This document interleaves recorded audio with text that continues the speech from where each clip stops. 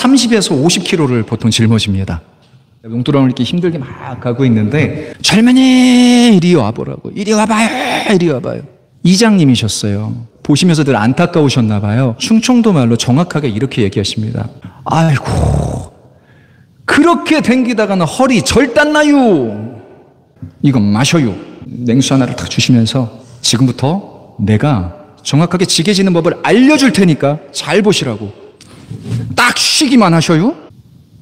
지금부터 당신이 할 건 나한테 배우는 거예요. 쉬면서 잘 보시라고. 이거는 45도 각도로 이렇게 쥐고 무릎을, 허벅지를 딱 하나 둘 셋 탁, 그 방법대로 한번 해봤어요. 신기한 체험을 합니다. 무게중심이 기가 막히게 아래로 쏠리게 해서 이 짐 덕분에 내가 나갈 수 있는 추진력이 생기게끔 되는 거예요. 제가 무슨 말씀 드리는지 이해 가십니까? 나의 멍에는 쉽고 가볍고 나한테 배워라. 오라. 지금 너가 쉬는 이유는 나한테 배우기 위해서야. 이 말씀은 예수님께서 공생의 2년 차에 진입하셨을 때쯤입니다.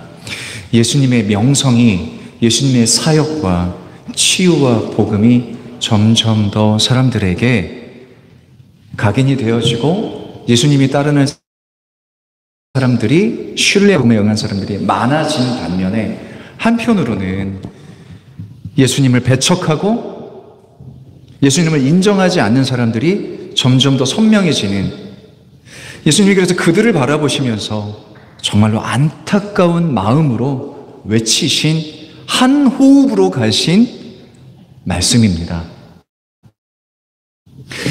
우리가 잘 알고 있는 이 28절에서 30절까지의 전체의 내용을 간략하게 핵심만 정돈하면은요, 예수님의 초청,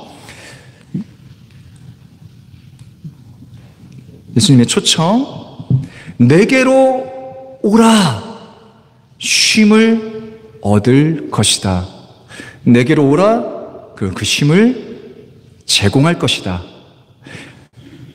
한 문장으로 압축했을 때는 이렇게 되어집니다. 그런데 내게로 오라, 쉼을 줄 것이다, 너희들은 얻을 것이다.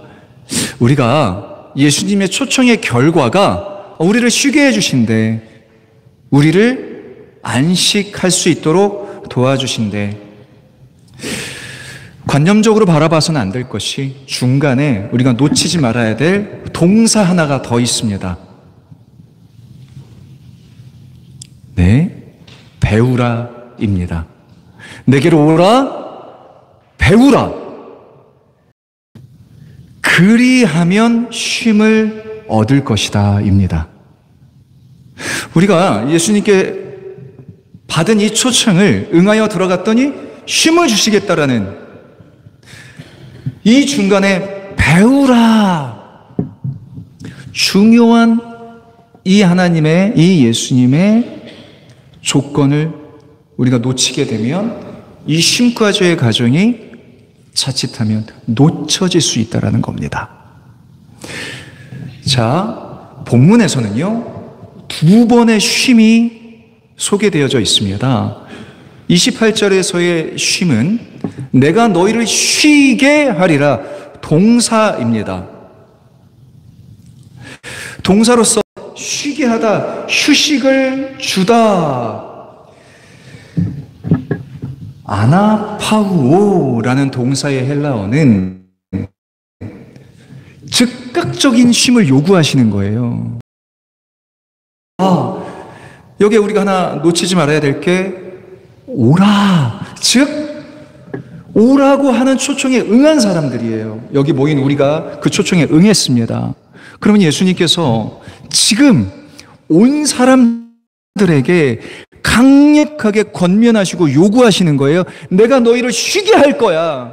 쉬어야 돼. 이 쉼은 들어 누워서 좀 휴식을 취해 푹 자고 일어나, 이러한 쉼이 아닙니다.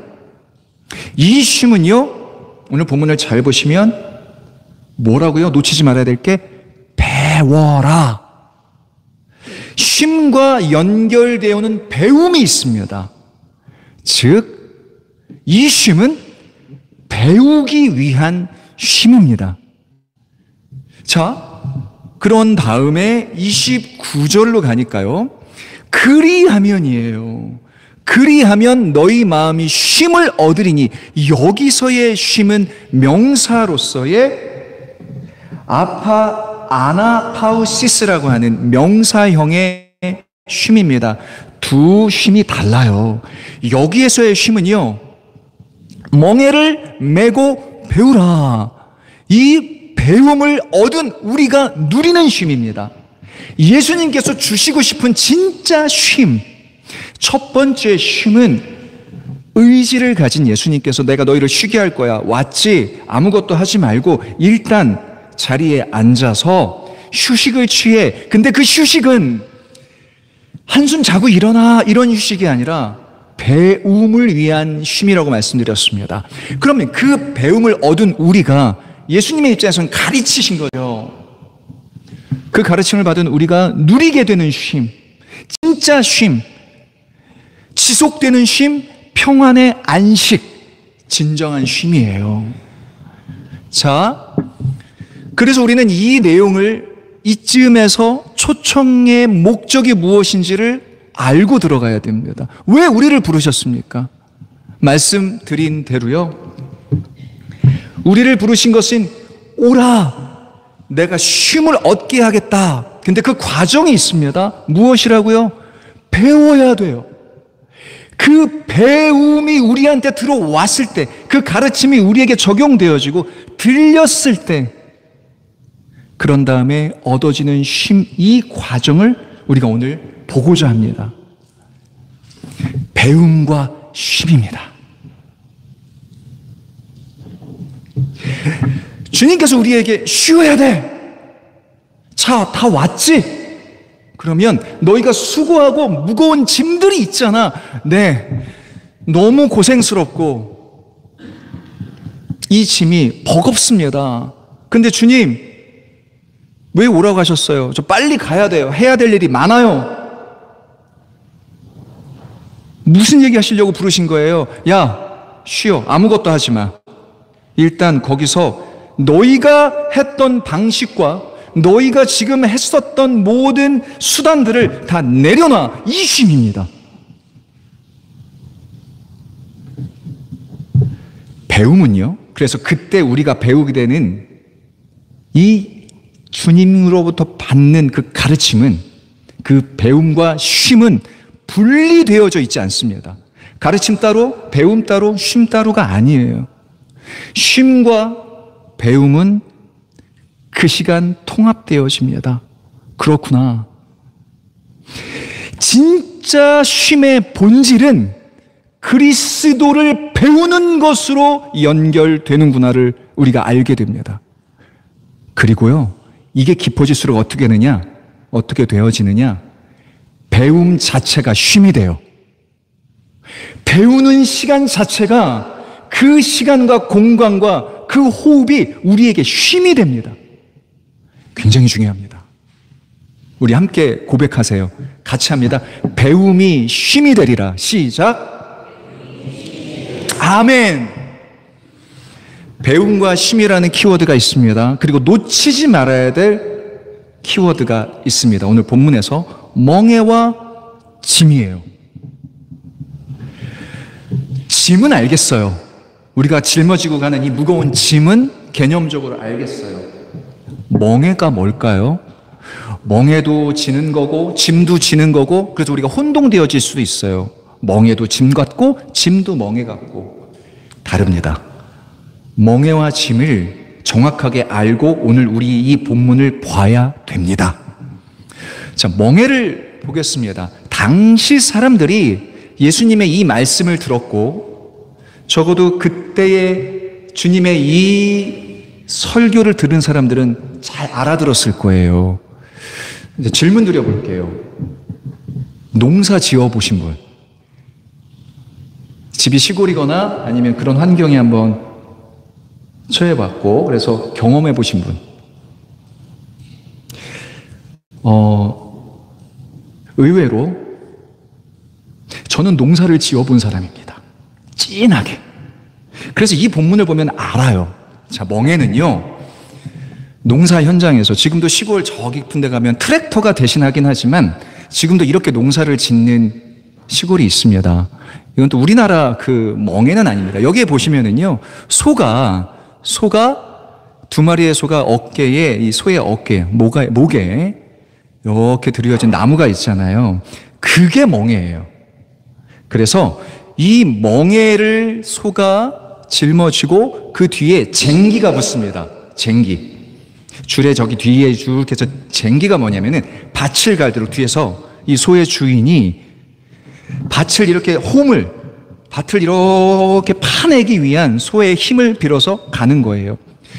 즉, 이 멍에는 성경적, 문학적 수사법으로 이러한 상징이 있는 겁니다. 멍에는요, 짐을 지기 위한 도구, 방법, 수단입니다. 소에게 있어서 짐은 뭐예요? 소에게 있어서 짐은 오늘 내가 이 밭을 가는 겁니다. 그게 소에게 있어서 짐입니다. 무거운 짐은 소에게 있어서는 밭을 가는 행위입니다. 그런데 그 밭을 갈기 위해서 멍에를 목에 들이우는 거예요. 멍에는 그래서 문학적인 표현으로 짐을 지기 위한 도구와 방법과 수단을 상징합니다. 그리고 때로는 얽매이는 것들을 상징합니다. 나한테 이런 멍에가 있습니다. 그럴 때에는 내 삶에 이런 얽매임이 있습니다라도 대변하기도 해요. 예를 들어 보겠습니다. IMF 때 제가 다니는 교회에 집사님 한 분이 그때 많이 그랬지 않습니까? 우리 아빠들이 권고퇴직을 당하셨습니다. 그래서 큰 마음을 먹고 재산을 다 털어서 개인 택시 운전면허를 받으신 거예요. 택시를 운전하시게 된 겁니다. 운전을 곧잘 하셨기 때문에 소망을 갖고 그 일을 시작하셨는데 아이고 웬걸요. 막상 운전을 해보니 이분이 치명적인 결함이 있었습니다. 자, 잘 생각해 보세요. 이분에게 있어서 짐은 뭡니까? 가장으로서 생계를 책임져야 될 짐이 있는 거예요. 삶의 짐이 있어요. 이분에게 멍에는 뭡니까? 택시라는 도구와 방법과 수단으로 그 짐을 짊어져야 돼요. 그런데 치명적인 단점이 있었으니 길치셨어요. 길눈이 어두워요. 자기도 그렇게 어두운지 몰랐대요. 그러니 운행을 나가면 손해만 보시고 오는 거예요. 헤매다가 낭망하십니다. 기도하세요. 하나님, 재산을 다 털어서 이 일을 시작했습니다. 하나님 역사하여 주시옵소서. 역사해 주셨습니다. 그쯤에 내비게이션이라는 게 발명됐습니다. 할렐루야. 이 신문물 내비게이션을 앞에 딱 걸어두고 운행을 하십니다. 어떻게 됩니까? 멍에가 가벼워졌죠. 운전이 부담스럽지 않습니다. 주님께서 말씀하실 때에 오늘 본문에서 보면은요, 멍에가 뭐라고 되어져 있습니다? 뭐라고 되어져 있습니까? 내 멍에는 쉽다. 이해 가세요? 원문에는 이 쉽다라는 표현 자체가 알맞다, 부드럽다, 용이하다라고 되어져 있는데 영어와 한글로 easy, 쉽다라고 번역되어졌어요. 잘 번역한 것 같아요. 왜? 멍에는 내가 짐을 지기 위해 지는 도구와 방법과 수단인데 주님께서 이렇게 얘기하시는 거예요. 너희의 방법으로 지금까지 수고하고 무거운 짐을 지고 다녔는데 이제 내 멍에 내 도구와 방법과 수단으로 살아봐. 쉬워. 그 당시 사람들은 그래서 이 문장을 받아들였을 때 되게 쉽게 와닿았을 거예요. 그 당시 사람들이 가지고 있던 멍에는 무엇일까요? 율법이라는 멍에를 지고 살았습니다. 2000년 전에 그들 아직 구약시대에 살던 사람들입니다. 내가 이 세상을 살아가는 많은 짐들이 있는데 당신은 더군다나 로마 치하에 있었어요. 가뜩이나 삶이 어려워요. 그런데 로마의 압제를 당하고 있어요. 종교적으로 거룩하게 살아야 되는데 그 멍에와 도구와 방법과 수단이 뭐였습니까? 율법이었습니다. 율법이라는 멍에를 지고 삶의 짐을 살아내야 되는 사람들인데 잘 생각해 보세요. 율법 조항만 631개. 세상에 뭐 하나 율법에 걸리지 않는 게 없어요. 너무 힘든 멍에예요. 그러니 짐을 지는 것도 힘든데 멍에부터 힘들어요. 그게 그 당시 사람들이 진 멍에와 짐의 구조였습니다. 그래서 말씀하시는 겁니다. 내 멍에를 지어라. 초청하시는 겁니다.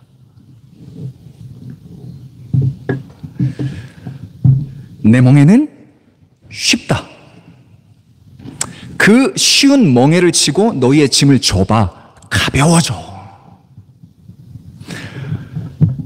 자, 이 문장까지 예배를 준비하고 말씀을 준비하다가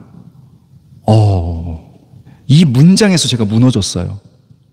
내 멍에는 쉽다, 내 짐은 가볍다. 이건 우리에게 주시는 말씀이잖아요. 근데 잘 생각해 보세요. 문제 맞춰보세요. 예수님 스스로 지었던 멍에는 무엇이었을까요? 예수님이 지었던 짐은 무엇이었을까요? 이 문장을 제가 적어 놓고 깜짝 놀랐던 이유가 뭘까요? 내 멍에, 예수님의 1인칭 시점으로 예수님의 멍에는 무엇이었어요? 예수님의 짐은 무엇이었어요? 예수님의 짐. 무엇? 바로 이 짐 지기 위해서 저 하늘에서 여기까지 오신 거잖아요. 무엇? 아멘. 들리진 않았지만 와 닿았습니다. 아멘. 감사합니다. 죄의 짐. 여기는 우리가 한 100명 정도 모였다고 했을 때 이 100명의 짐을 지기 위해서 오셨는가? 아니잖아요. 인류의 짐. 이걸 어떻게 지시려고 오셨습니까?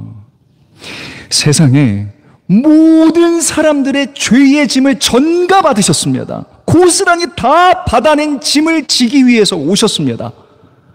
그 예수님의 멍에는 뭐였어요? 무엇으로 그 짐을 지기 위해서 멍에를 사용하셨습니까? 십자가를 매셨지 않습니까?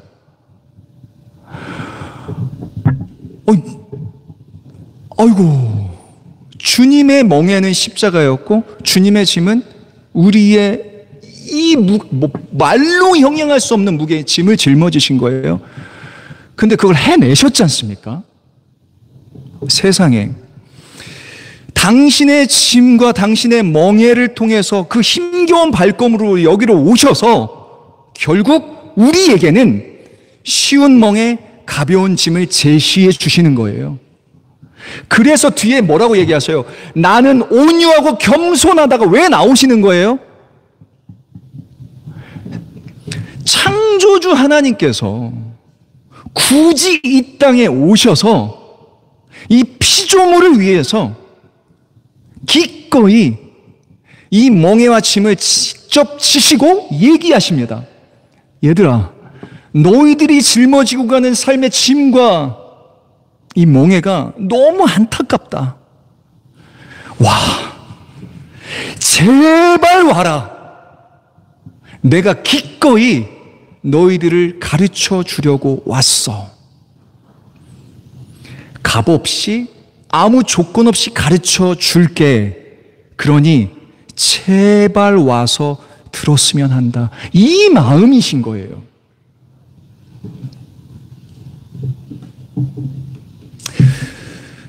우리가 불렀던 찬양이 있습니다. 우리 337장. 우리 같이 한번 불러볼까요? 후렴부분인데 시작. 무거운 짐을 나 홀로 지고 견디다 못해 쓰러질 때 불쌍히 여겨 구원해 줄 이 은혜의 주님 오직 예수.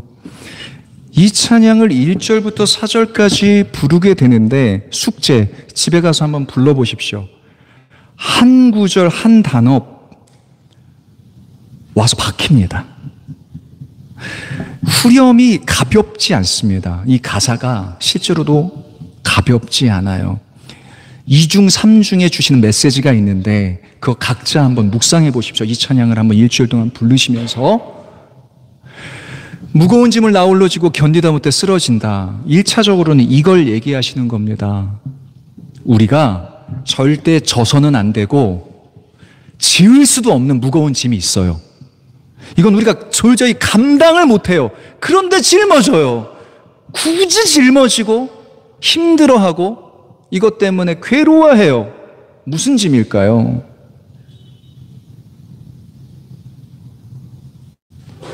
설마 우리 아들요 뭐 이런 거 없으시죠? 짐들이 있으시죠? 다들 여러 가지 짐이 있는데 여기서 말하는 이 감당하지 못하는, 속썩이는 아들일 수도 있고 남편일 수도 있고 아내일 수도 있고 내 사업의 짐일 수도 있고 여러 가지 짐이, 그런 차원이 아니라고요. 우리가 감당할 수도 없고 감당해서도 안 되고 짊어질 수도 없는데 결국 견디다 못하 쓰러지는 이 짐이 있습니다. 죄의 짐입니다. 죄의 짐은 우리가 감당할 수도 없고 감당해서도 안 되는데 이것 때문에 쓰러집니다. 그래서 불쌍히 여겨서 구원의 줄 1호 이 땅에 오셔서 주님이 대신 지어 주셨습니다. 이건 우리가 도저히 1%도 감당할 수 없어요. 그래서 대신 지어 주시기 위해서 오셨어요. 그게 복음이죠. 그런데 3절 가사를 한번 보겠습니다. 내 짐이 점점 무거워질 때 주 예수 앞에 아뢰이면 주께서 친히 날 구해주사 내 대신 짐을 져주시네. 이건 무슨 의미인가? 죄의 짐은 대신 지어주셨어요. 우리한테 요구하지도 않으세요. 그 짐은 네가 절대로 질 수 없고 져서도 안 되니까 내가 대신 전가받아서 내가 대신 지어줄게. 그리고 실제로 그렇게 하셨습니다. 문제는 내 짐, 그 외에 성도로 살아가는 데 있어서의 내 짐은 내가 지어야죠. 내게 요구되어지는 삶의 짐들이 있습니다. 근데 매번 지어주시지는 않습니다. 그 짐을. 내 짐이 점점 무거워져서 도저히 이 짐을 못 지고 가겠습니다. 하나님, 주님 도와주세요.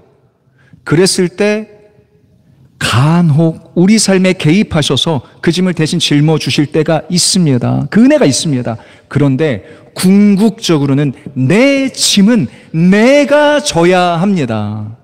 내가 져야 될 짐과 내가 져야 될 멍에가 존재하는데 오라는 겁니다. 와서 나에게 다시 배우고 알려줄 테니 그 짐을 한번 져보겠니? 오늘 말씀을 준비하면서 어떻게 하면 성도님들께 이 주님의 간절한 마음이 잘 전해질 수 있을까 떠올려 봅니다. 고민을 많이 했는데요. 자, 지금부터 한번 잘 따라줘 보세요. 혹시 이거 뭔지 아세요? 이게? 아세요? 그 또 뉴질랜드에서 삶이 더 오래된 다음 세대들은 당연히 모를 거예요. 이게 뭐냐면 지게라는 도구예요. 우리 어르신들 아시죠? 짐을 싣는 도구입니다.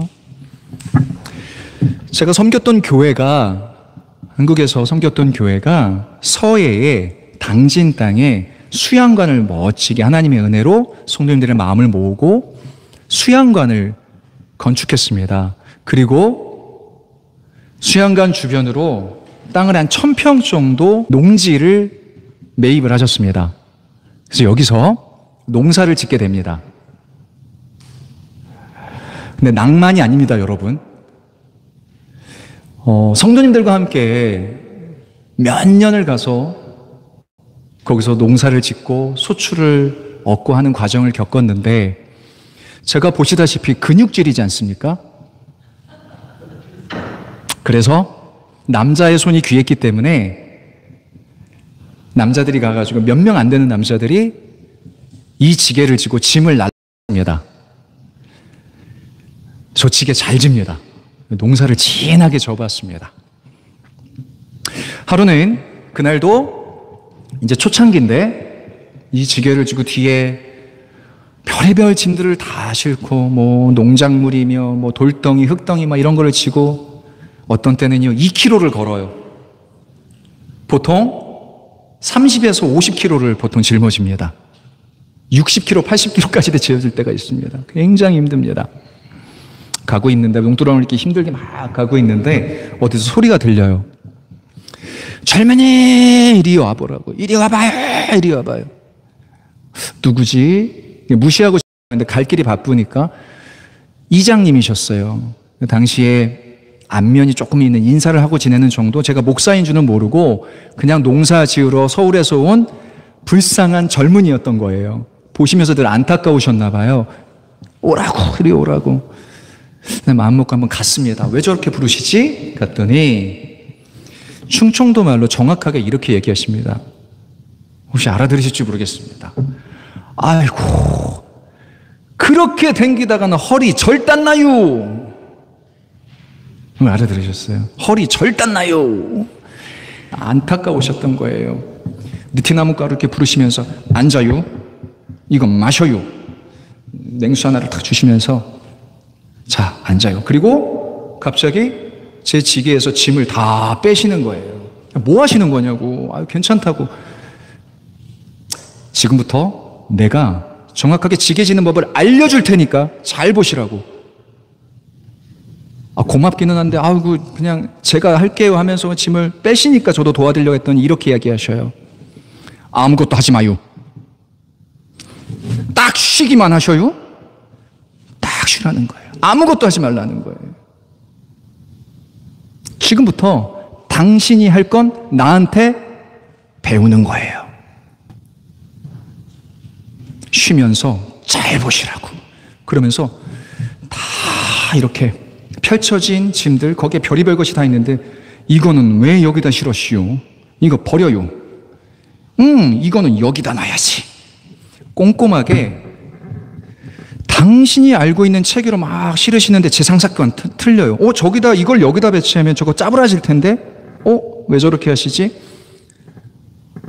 이분이 다시 짐을 막 버릴 거 버리고 다 실어놓고, 그리고 나서 알려주시는 거예요. 자, 이렇게 하는 겁니다 하면서 지게에 저기 막대기가 보이시죠? 이거는 45도 각도로 이렇게 쥐고 이렇게 무릎을, 허벅지를 딱 치른 다음에 하나, 둘, 셋, 탁 튕기면 이렇게 하라는 거예요. 방법을 알려주셔요. 해봐요. 알려주시고 제가 그 방법대로 한번 해봤어요. 하나, 둘, 셋, 탁 일어났는데, 여러분, 제가 신기한 체험을 합니다. 이 지게가 지어지는데, 이전과는 다르게 이 가속도가 붙어서 지어지는데, 이런 신기한 체험을 해요. 무게 중심이 기가 막히게 아래로 쏠리게 해서 이 짐 덕분에 내가 나갈 수 있는 추진력이 생기게끔 되는 거예요. 이게 이해가 되시죠? 너무 고맙더라고요. 그리고 나서 가려고 하는데 수덕 또 부르시네? 왜 그러시지? 그랬더니 잠깐 기다려보라고. 그랬더니 막 달려가서는 자기 창고에서 뭐 하라는 꺼내오시는데 제가 눈이 부셨어요. 뭘 꺼내오셨을까? 신형 지게예요. 이게 웬걸?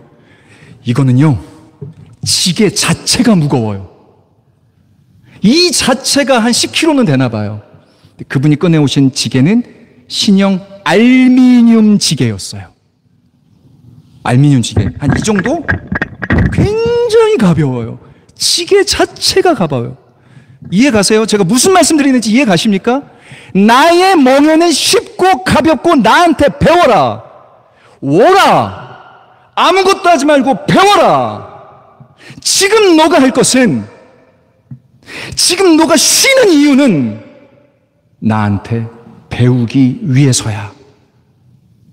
하나님, 제가 뭔가 하지 마. 그동안 네가 알았고 배워왔던 모든 걸 다 내려놔.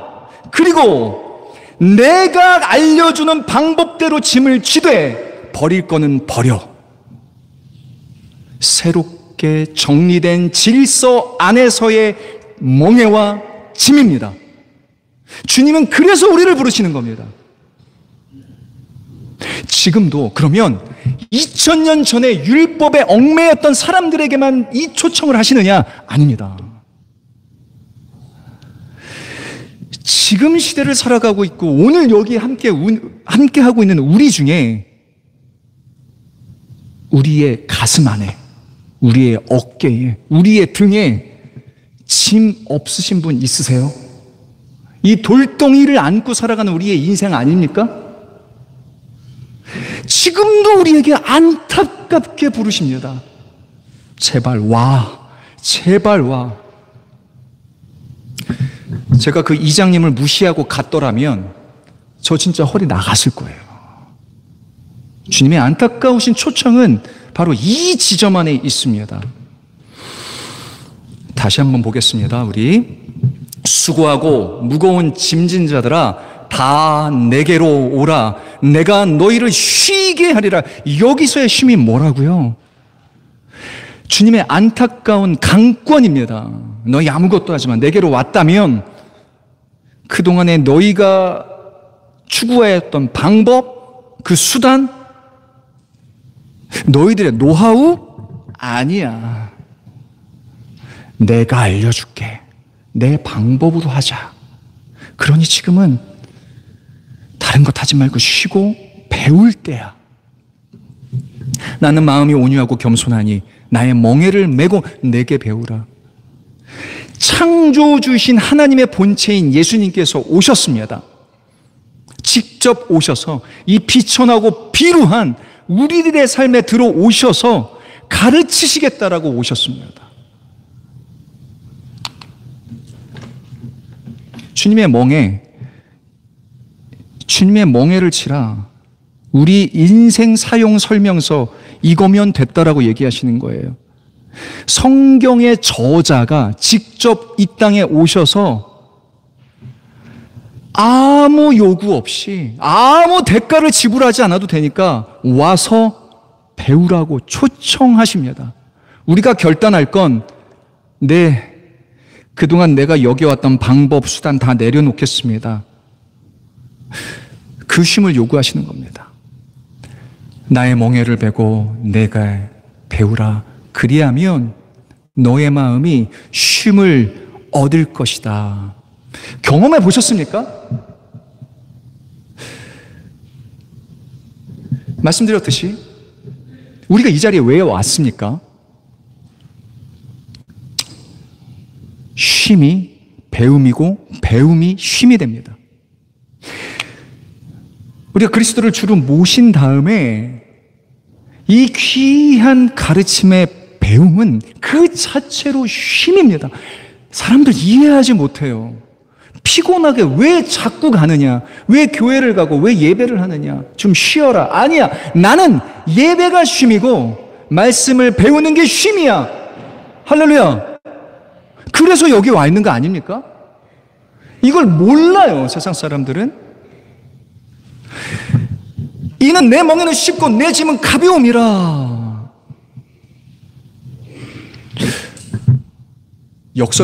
역설적이게도요. 주님은요, 우리에게 이걸 지금도 요구하세요. 같이 읽겠습니다. 시작. 할렐루야. 아니, 수고하고 무거운 짐진 자들을 부르셔서 그 짐을 쉽고 가볍게 해주시겠다고 하셨는데 아니에요. 수고하고 무거운 짐을 진 자들에게 수고하고 무거운 짐을 지라는 것으로 연결돼요. 왜요? 자, 생각해 보세요. 제가 아까 경험에 비유했지만 제가 지게 지는 법을 배웠더니요, 이전에는 30kg를 들어도 무거웠어요. 그런데 그 비결과 가벼운 멍에로 그 짐을 지었는데 50kg도 쉬워요. 이해가시죠? 수고하고 무거운 짐은 우리는 여전히 지고 갈 거고, 심지어 주님께서 사명의 짐까지 얹어주세요. 그래서 우리들이 짊어진 짐이 무게와 부피가 줄어들지 않아요. 여전히 사업장은 힘들고 자녀들은 힘들게 할 수 있고, 관계의 짐과 내가 해내야 될 생계의 짐과 그 짐들이 복합적으로 연결되어져 있고 여전히 내가 무거워요. 거기다가 내가 신앙생활을 하다 보니까 사명의 짐까지 더 얹어주세요. 그런데 지을 수가 있어요. 그런데 이게 젖어요. 이걸 경험해 보셨습니까? 어제까지는 그 짐들 때문에 잠이 안 오고 너무 괴롭고 고달팠는데, 내가 배우는 것이 쉼이 되고 이 진리를 만나고 이 비법을 배우니까 아침에 눈을 떴는데 왜 평안하지? 내가 왜 이렇게 마음이 편하지? 내 짐은 똑같이 있는데? 알고 봤더니 그 짐에 필요 없는 것들은 주님 앞에 질서를 잡혀서 버리게 하셨고, 새로운 짐이 왔지만 기꺼이 받아들일만 해지고, 버릴 거 버리고 새로운 거 왔더니 어제의 50kg에서 오히려 나한테는 100kg짜리가 됐는데, 와, 신기하다. 지어진다. 내가 이것이 부담스럽지 않다. 물론 부담스럽고 힘든 건 사실이죠. 즐겁고 기쁘게 짐을 짓는 건 아닙니다. 내가 지게를 지고 짐을 막 실었는데 이런 마음이에요. 아, 내가 이 방법으로 지면 돼. 이렇게 해서 이렇게 지고 가면은 능히 질 수 있어. 이 기쁨을 얘기하시는 겁니다. 주님은 그래서 우리를 부르십니다.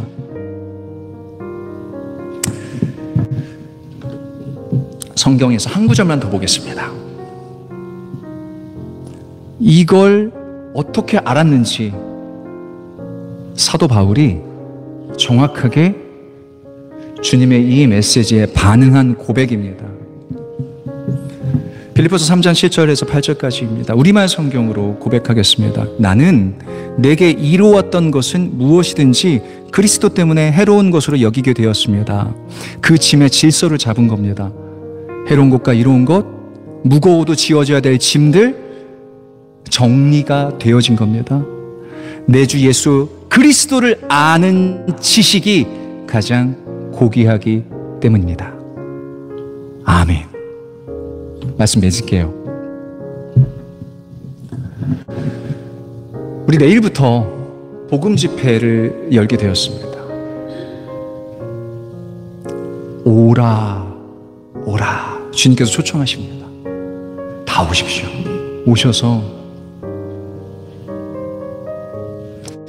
주님의 쉬운 멍에